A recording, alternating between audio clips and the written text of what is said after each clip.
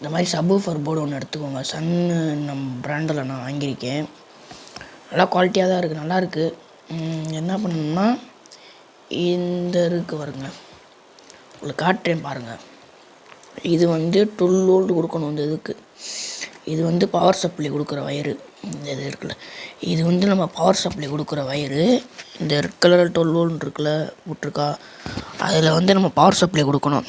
அது எங்கேருந்து கொடுக்கணும்னா இந்த இருக்குது பாருங்கள், இந்த இருக்கா கேபினெட்லேருந்து இப்படி பவர் சப்ளை அமுக்கிற பட்டன் மாதிரி ஒன்று இருக்கும். எனக்குள்ள ஒரு பட்டன் இருக்கும். அந்த பட்டனுக்குள்ளேருந்து இந்த இருக்குது பாருங்கள், அவனுக்குள்ள ஒரு இடத்துல சால்ட்ரிங் வைக்கணும். நம்ம ஜூம் பண்ணி காட்டுறேன் பாருங்கள்.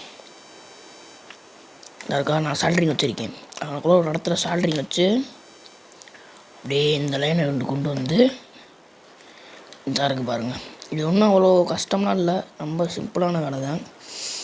நம்ம ஆடியோவில் கிரவுண்ட் எடுக்கணும்.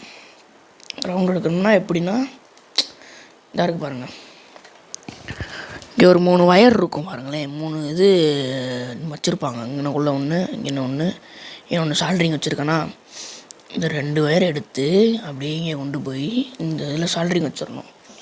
அது எந்த இதுனா 3 கிரவுண்டு நியூட்ரல் எடுத்துன்னு இருக்கும். அவுட்புட்டில் வைக்கணும்.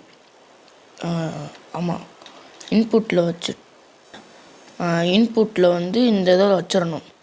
அவுட்புட்டில் அப்படியே அந்த பக்கத்துலேருந்து கிரவுண்ட் எடுத்து இந்த பக்கம் வச்சு சால்ட்ரிங் வச்சிடணும். அவுட்புட்டில் சால்ட்ரிங் வச்சிடணும். அவ்வளோதான். அப்படியே இந்த போர்டு ஒர்க் ஆகும் பாருங்கள். போர்டு ஒர்க் ஆகும்போது காட்டுறேன்.